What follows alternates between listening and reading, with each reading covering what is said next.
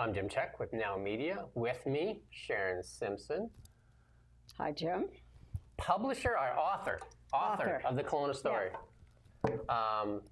You know lots about the Kelowna story, obviously. I hope so, since I wrote the book. There you go. I mean, it starts from way back when Kelowna first started. And I imagine this is a passion project. Is that kind of what prompted you to do it, or? What prompted me to do it was an invitation because there was no other history of Kelowna written. So Harbor Publishing got in touch and asked me if I would be interested, and I said yes. So I think probably it began with Mosaic Books, saying people keep coming into the store and saying, is there a history of Kelowna available? And no, there wasn't. No. So that's how this evolved. And Mosaic Books is a great local business located downtown. And there's a picture, if you could zoom in on that, or if you can pull that up. That's probably Bernard Avenue in about 1953, when the streetlights went down the middle of the road. Yeah, probably too many people hit them. Angle parking still? Angle parking. Angle parking. Yes, lots of parking. You were on city council at one point. I was on city council. What years were you on city council? 86 to 93. Were you responsible for the reverse angle parking on Pandosy? No, thank heavens. That was a terrible decision. Who made that decision? I don't know. They probably don't want me to remember either. It was very bad. When I first moved here, that's what it was going on. I think that was like 26 years ago. That was a pretty weird decision, wasn't it? That's odd, for sure. Yes. No, when I was on council, it was we were just coming out of the terrible 80s with the high interest rates. And any development that walked across council's desk, we approved everything. Yeah, because I fled the boundary country at that time for a job in northern Alberta, because at that time I worked at the mill in Midway, Pope and Talbot, and the economy just cratered, and there was 50 guys at the gate every morning looking for a job. There was just no jobs, right? There was nothing. And that was the only time in my life that I was an artist for the government drawing unemployment, and I did that for a year. And I went up north, and I got myself a job right away as a silver and ceramics technician, dishwasher. But it was work, right? Yes, and work was hard to come by, like in that time, right? So and that's why any development, any activity that crossed council's table, we approved of it. Yeah. So it fortunately settled down a bit, but that was the time it was a tough spot, for sure. It was a tough spot. Yeah. And the Kelowna waterfront was just up for development. So Waterfront Park, the lagoons, all of that area. That's part of what we were talking about at the time. Okay, yeah, and Waterfront Park is one of the most beautiful areas of Kelowna. Yep. So that was nice that was kind of preserved for the public as well. It was bought from the railway. Yeah. The railway owned the whole thing, and it was bought by the city of Kelowna. Good purchase, because I mean that's valuable property. Right? Absolutely, stunning. Yes, always. Yeah. Can you pull up this image here? Can you find that in there and see if you can pull right at the front of the book? Yeah, right at the front of the book there. Yeah, there. There you go, and no street lights or anything at that time, and no real lanes or anything? No pavement. No pavement, just dirt?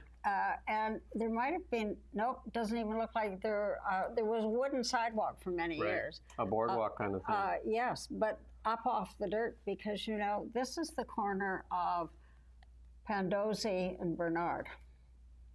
I think that's what it is. And, but the Okanagan Lake used to flood. I mean, Water Street was called Water Street for a reason. Yeah. And the water flooded up to there. So the main street was usually quite muddy. And the boardwalks, because early in the 1900s, women wore long skirts. And if you weren't on the boardwalk, you dragged it in the mud. Yeah. Yes. Yeah. And then one of the things, Kelowna, I don't know if you have a picture in here, the aquatic center was a big feature. Yeah, you do probably. In the 40s. Yes, the regatta where we hung Hitler in effigy. There you go. The aquatic is quite remarkable, Jim, because it was a mammoth part of Kelowna's history. and there's not a sign of it anywhere down on the waterfront. There's this sort of strange asphalt as you walk into the park and turn the corner towards the bridge. And we'll try and find a picture because it was central to Kelowna's existence, and we have totally ignored that. It was a main feature, and I know a few older gentlemen in town that I've talked to that were actually there when it burnt down that day. Oh, They were there on their bikes. I don't know if you probably know Gary Czar. yes. Yes, yeah, I knew you would. There. Look, there you look go. at this. Yeah. It's quite, and this is the old diving tower. Yeah. But here's the oval, which Yeah. I don't know if it's still there. I believe it is, actually. Sands Yeah. Beach. Yeah. But there was seating for 8,000 The people. grandstands there, and that's really what kind of lit on fire, I think, though, too, right? Yes, it was a wooden grandstand. Yeah. And I don't know if you can pull that up there. If you can find that. No, saying no. But if you buy this book, you get all the pictures. you get and the stories. And you too. can find it in Mosaic Books, Yes, you can. downtown, good local Yeah. business as well. Yeah. So you're supporting a local at the same time, and also getting a lot of Kelowna history here. But yeah, that is one of the bigger stories that I hear all the time. That about is the huge. It took over. It took over the whole summer in Kelowna. Yeah. I mean, when 10,000 people came, lived here. I don't know, 100,000 people came. Yeah, 5 days of partying was And then- spectacular. I mean, we finally put a 50-meter pool in here in the H2O Center. But here's a 50-meter pool that you can build a Well, lot cheaper. Yes, but by that time, competitors who came to swim at the regatta weren't thrilled with swimming in open water, ducks and whatever else. And so Sturgeon, Ogopogos. Ogopogos. There was lots of controversy Yeah. about whether this should be rebuilt, and what happened, in fact, is the insurance money built Parkinson Rec.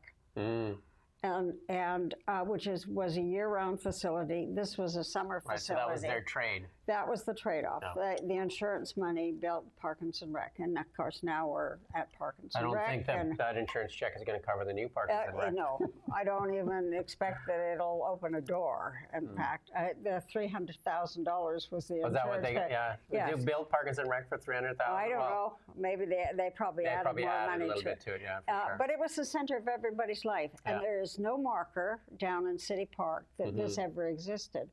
It was a very big deal. Whenever I talk to old timers, that's the first thing they talk about It was fun. is the Kelowna Aquatic Center. Yeah.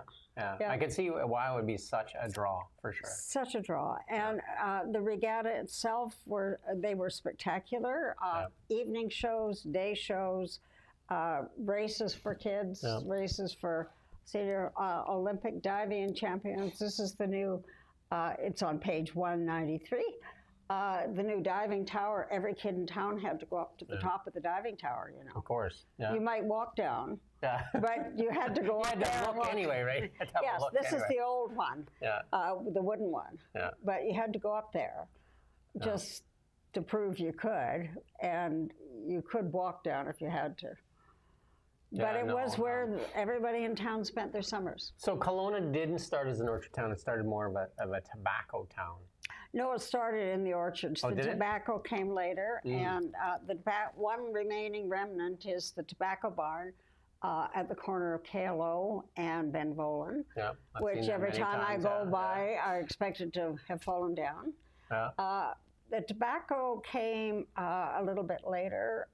Most of Benvolan Road was tobacco farms, and in Okanagan Mission, they were making cigars and selling them to the mines in the Kootenays.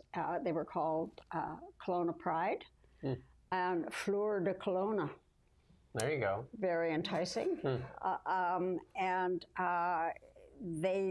The British North America Tobacco Company still has their name on a building on Ellis Street. You got any of those cigars still hiding in a desk drawer No, somewhere? never seen them. They'd be quite dry and crispy at this point. You bet, unless they were in a Okay. humidor or something. Yes, or something. But it was a flourishing business for a while. I think somebody was diddling with the books, and then the war came along, and it failed. And I think a lot of investors probably lost lots of money on So it. you were born here in Kelowna. I was. Can I ask what year? No, Oh, you were born here a while ago. a while ago. My parents were born Your here. parents were born here as well. And my grandfather came here in 1913. Oh, wow. So you guys, So- you've seen kind of like the whole progression up till now of what Kelowna, through your family's eyes anyway. Through my right? family, yeah, absolutely. Yeah. From 1913 would be kind of when the automobiles are just starting to kind of like become very Automobiles- popular. Automobiles came to Kelowna really early, like 1905. Oh, really? And I thought they would have come later, but no, and they only got to Kelowna because they were put on one of the paddle wheelers and brought down the lake from Vernon. And they created havoc because most of the streets were filled with horses and buggies. And horses went racing off into the bush, bolting into the bush. Getting a little freaky because they were noisy. They were noisy, and Bernard Avenue is wide enough for a horse and wagon to turn, or it was. It is no longer.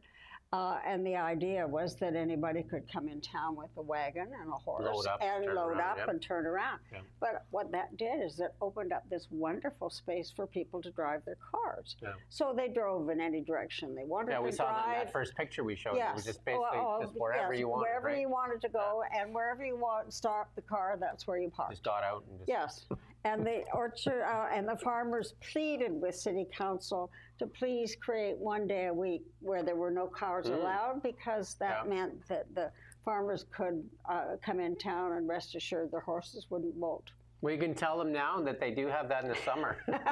Yes, they do have that. I mean, maybe that's progress, Jim. Now they can bring their horse and buggy into town. Into and town it's closed and be off. quite happy.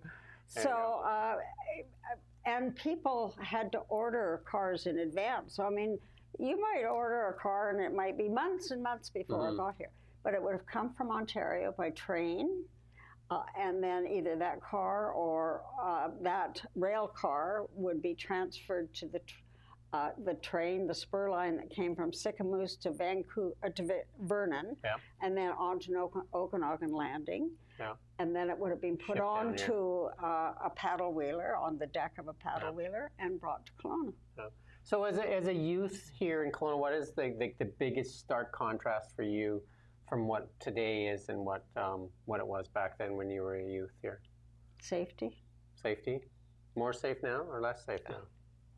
I think kids then could just simply walk out the house and say, bye, see you later, and come home at supper time, and nobody gave a thought to the whole thing. No, and they went down to the Wherever, aquatics, spent the day, they went hiking in the, that and Kelowna was really isolated, if you wanted to go to Vancouver, it was a 2-day trip until 1948, 49, when the Hope Princeton came in. So you either had to go to the Fraser Canyon or you had to go down through the States to get to Vancouver. So Kelowna was really isolated for much of its early history. I grew up in high school in the last part of elementary school in Midway, a smaller town. Oh, even smaller. Yeah. And then so we could disappear for 3 days, and our parents wouldn't even like they just they went camping or they went hiking or whatever. And you could actually take a gun as I think a 13-year-old. You could walk downtown with a .22, and you're just going, you know what I mean, shooting gophers or whatever it is you were doing, and nobody cared. Nobody nothing. Nobody pays any Nobody attention. nothing, right? It was very, and it was a small enough community, probably 4,000 or so, that everybody knew you. Yeah. So if you got into mischief, your parents would certainly hear about it in short order. No, for sure. Yeah. It's definitely a smaller, tighter knit community, and a lot less, like you say, safety hazards. Although you could get yourself into more trouble because obviously you would do things that were probably not as safe yourself, right? Like go on 3-day hikes. Well, when I was 12, I rode a horse to Vernon on the back road. By yourself, probably. Well, no, there was three other 12-year-olds with me. I mean, I can't imagine somebody doing that today. And I'm astounded that my parents thought it was okay, but it was. No, I'm the same with my parents. Like I said, you could go on a 3-day camping trip, and they, like in the bush by ourselves as 12-year-olds, Yeah. and you'd camp and hunt for grouse or whatever, Yeah, whatever. and cook yeah. it. Or well, we whatever. rode our horses up there. Yeah, and what are some of the biggest changes, like when you look back and some of the stuff that you kind of see in here? There was the Gooshigan village was. Well, there was Gooshigan House. Gooshigan House, sorry, yes. Yes, which was. Do you have that image there of Gooshigan House? That's. No? It's early. It's early, yeah. It's when Lord and Lady Aberdeen came, spent a week. Oh, there it is. There's the original house. This one here. Page. On. Yeah, there's no pages on there. Oh.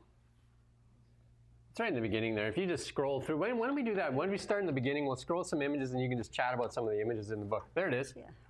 Yeah, that was the original. And that was, I think that was a paper chase, which meant they chased paper instead of foxes.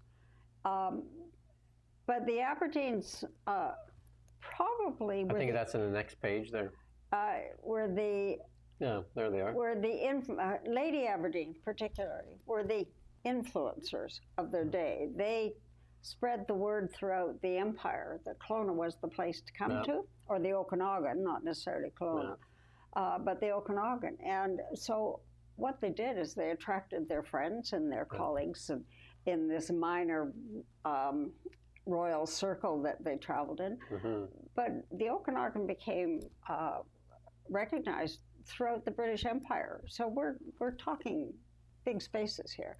And it was the endorsement from Lord and Lady Aberdeen that made people think that, oh, well, we should come here, especially the Brits and the Scots. And if you look at that backdrop here, I mean, it's pretty impressive. Yes, and it was pretty impressive then.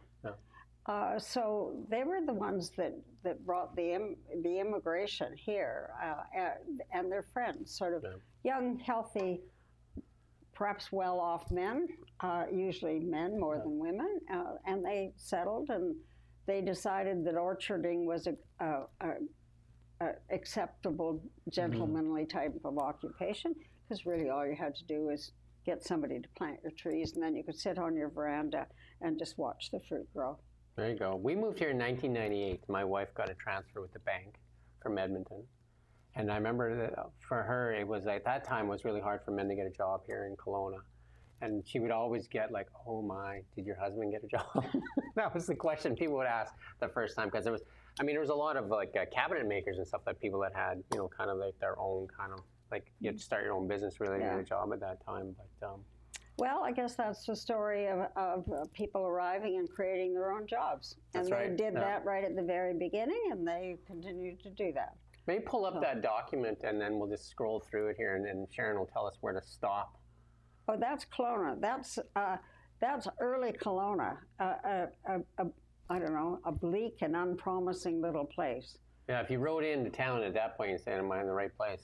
Well, Kelowna was always the smaller sort of smaller on-the-shelf community compared to Vernon and Penticton. When we were youth, when we lived in Midway, we'd go to Penticton. We wouldn't come to Kelowna because Kelowna was more of a working town at that time, and Penticton was kind of. Penticton had two beaches. Yeah, and beautiful beaches. Yes, still beautiful beaches, and the whole Princeton Highway ended at. Penticton was the jewel, I would say. It was absolutely. And Vernon had a railroad in 1892, so it was connected to the outside world. Kelowna didn't get a railroad until 1926. So a couple of things lined up for that, though, because Penticton had that riot, and then they kind of shut Kelowna down for youth. The riots in both places happened at the same time. They were young people were driving one to the other the other, and. But then Kelowna kind of brought business in, the connector, Well, the connector transformed everything here. That's the big marker of where things changed. And then the airport, because Penticton used to be the airport too. It People would go to that airport, right? I used to go down to Vancouver and go to Penticton and catch the plane. Now Kelowna is the international airport. So it was started before the connector. but the connector was the key that transformed Kelowna's future. Yeah, and the university obviously helps. Like all of those things happened since then. Really helped, right? So. Yeah, absolutely. But for many years, until probably the 80s, both Vernon and Penticton were more promising places than Kelowna. No, I mean, we spent the mall was there too, Cherry Lane Mall. Yes. Right? Yeah. Orchard Park came in 1973. Yeah, I drove in the ditch on that one. Like, there used to be just drive in the ditch there. There was no mall. Traffic was bad, so I just drove. I had four-wheel drive, so I just drove in the ditch. Yes. Well, there was no bylaw at that time. No. Not till you got into office there. No, it wasn't my fault. Didn't do that. So, I mean, Kelowna was really the backwater for many years. Yeah. And all of it started to change with the connector. That was the big move. And now big things have happened. The Cancer Center and the regional hospital, all kinds of all those big things have come afterwards. So when did you run for council? I don't want to make it too much about you, but there's obviously 86. You were motivated, right? So 86. I came back to town in 83, 84, 83. Yeah. I was asked by the then mayor if I wanted to run. And who was that at that time? Was it Jim? No? John Hindle. John Hindle, yeah, okay. It was fun. It was fun to come back and do that. How long did you serve? 7 years. 7 years, there you go. So, but it was before social media, so it was much more fun than it is now. Yeah, and then you obviously care about this community. You write this book. I do. You care about this community. You write editorials every now and then. We publish them. Yeah. And obviously you have my rants. Rants, whatever. They always seem to have a positive rant, though. Well, I'm sure people keep reading them, Jim, and say, "Oh God, I wish you'd shut up." We keep publishing them. Yeah. Well, I operate on the premise if you have a voice, use it. Yeah. No, I think to me too, it's like even I coached for 10 years, and I was in the stands watching my daughter as a 7-year-old, and then I'm thinking, you're getting frustrated. So, well, don't get frustrated. Do something. Do something. Right? Do something. So step up. So I coached for the next 10, 11 years, right? Yeah. So let me talk about the last chapter. Sure. Let's do that. I was asked if I would.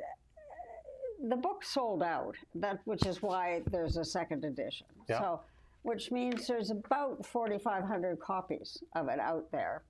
Yeah. And I was asked if I would write an additional chapter, which I agreed to. But then I sort of sat and looked at what's happened in Kelowna in the last 15 years, and it's pretty startling. I mean, the development, the densification, the increase in population, I think it was from 117 to 165. Yeah, it's huge. And that change. I think we're in the midst of climate disruption. I mean, you look at the impact of the wildfires and the frequency of the wildfires. You look at last year, we had no soft fruit. And look what happened to the wine industry. Yep. And tourism last year was pretty desperate. So we are, and the development that has occurred is really pretty profound, really profound. Mm-hmm. And especially with the city policy of densification. Mm-hmm. And this is the perfect, this is little Coronation Avenue is where it is. And the last picture in the book is a panorama from the west side looking back at the Kelowna skyline. Yeah. And there's sort of two pods of development, one in the north end and one by Gospel Mission downtown. Yeah. And there is a blank in there, and that is slated to be filled up. Yeah. So the picture is really kind of interesting because we'll be able to see the progression of the development. It'll be profound. Maybe you'll be interested in this. You can actually use a tool, AI, and then I've done it, and you can ask it to do a projection of 2050, 2030, and what Kelowna will look like. Well, and there are apparently, I went on the planning department website, there's 48 towers in this area. Yeah, there you go. So, but if you don't have the AI tool and you want to, you can just watch it. They're already started. You can see them. Yeah. And UBCO is a connection. I mean, if you're on the west side there, there's a great place to take photos there, just around the bluff there, not the bluff itself. By but the cemetery. Yeah, just there before the gate there. You can get out. You can park your car. That's a dead end road there. Yeah. You can park your car and you can take some photos there. Yeah. And or you can use a boat and go out there and take yourself a photo. Yeah. Or a floating device. Yeah. Back in the day, you would just take a rubber tire, like a what's it called? A tube. Yeah. Yeah. They don't have those anymore. Yeah. So they're fancy. Yeah. And pink. Yeah. Yeah, they're fancy and pink and got pictures on them. Yeah. Back then it was the big metal thing. Oh, you got the big that. tractor one and it's stuck in your back, right? Yeah. So lots has changed, but the stories go back to the very beginning, and some of them are funny. I mean, there were characters. I mean, if you didn't have any other way to get between Vernon and Penticton, you rowed your boat. You rowed a rowboat. And 3 days later. Oh, no, 9 days. I'm sorry. 9 days. 9 days. Wow. Well, you had to stop at night and rest on the shore. Cow, that was a heck of a rowing then. Yeah. It does flow though, right? Oh, it does, but I don't think it's a whipping current. It's a glacial flow. Yeah, it is, very much. But, Captain Shorts rowed his boat. Wow. And then he moved up and got a motor in it, but he didn't calculate his fuel very well. So, he had to pull into the shore and cut down more trees. Or one time he had a load of shakes on there and didn't have enough fuel to get down to his destination, so he just burnt half the shake. Yeah. So I mean, we're pretty lucky with that lake. That lake is except the lake is forever Kelowna's issue. Oh. Because people have to get across it. They used to have to get across it in a scow or a canoe or ferry. A ferry. We had paddle wheelers. We had 3 ferries. We had a bridge to solve all the traffic problem, which didn't. So we had another bridge to solve. So historically, Okanagan Lake has been a barrier for Kelowna forever. So what is happening now is not new. Yeah. It's just the volumes have changed and the vehicles have changed, but forever. Neither Vernon nor Penticton have those problems. No. So it's unique to Kelowna. Penticton definitely has more of a land issue, right? They do. Because they do have the 2 beautiful lakes, but obviously there's not as much land there to deal with for development. And unless you go, I think that if you go north there, it's a lot of maybe that's land. A blessing. Yeah, maybe it is. At one point, people got really fed up with the fact that the government wouldn't provide ferries, and they were quite useless when they came anyway. So they started building the road on the east side of the lake through to Narromata and Penticton. Yeah.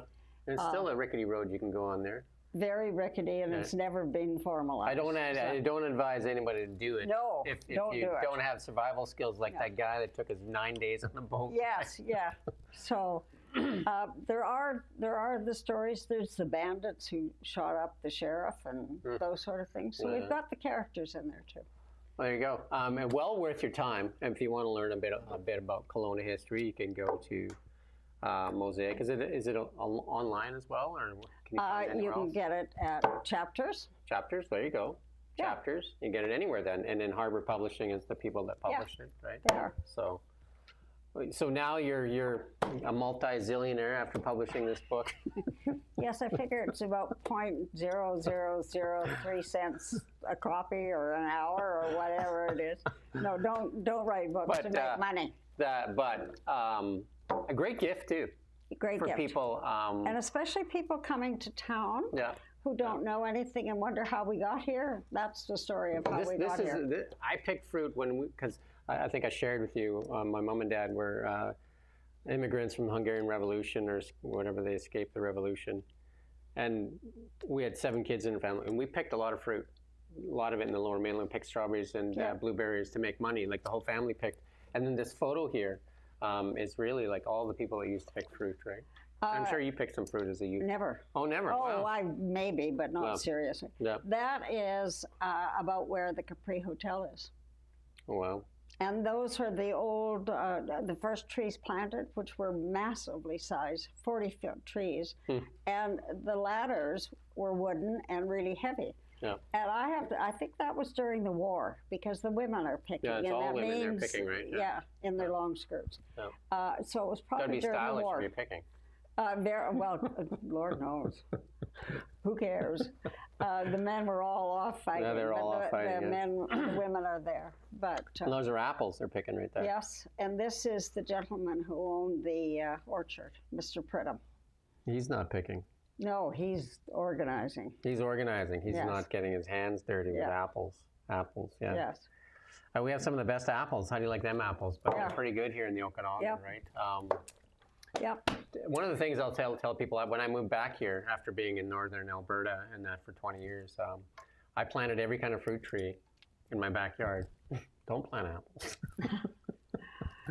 Because you have to look after them. Yes, you have to look after and them. then if you don't, they're going to come and look after them for you or cut it down for you. Yes, they will cut it down because you are really harvesting bugs, and that's all you're doing. Just if you're going to plant anything, just don't plant apples.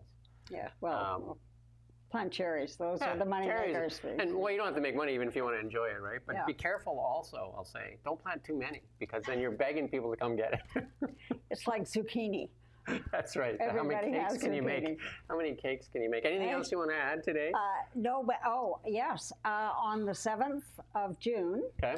I have a launching party at the Okanagan Library Okay.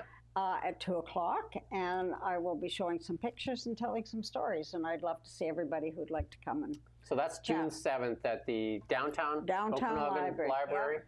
Beautiful library, by the way. It is. It's a And wonderful got that library. big glass wall. Were you there when? Did you okay that one? I can't remember. No. There you go. Yeah, so lots of cool things in Kelowna for sure. Lots of cool things. It's a great history, but it is seeing rapid growth right now. It is. It is seeing absolutely rapid growth. Yeah. I think we're sort of in our midlife crisis here. You know how many people move here because they come here to vacation? They're just like, Oh yeah, I know. they're just like, it's seriously like this all the time. I know. And that is like if we look out, like I mean, most cities, and it's kind of a telling tale. I mean, look this way. The trees hide most of the buildings, right? But if you go on the other side, it's mostly commercial, and you just see flat rooftops, right? Yeah. What do you want to see in the future here? I'll end with that. What do you want to see? I want the magic to come back.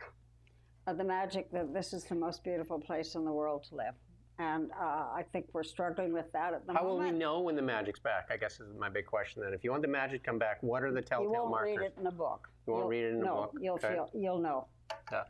My granddaughter always says when I ask her, how'd you do that? She says, I used white magic. There she is. Ask her. She'll know.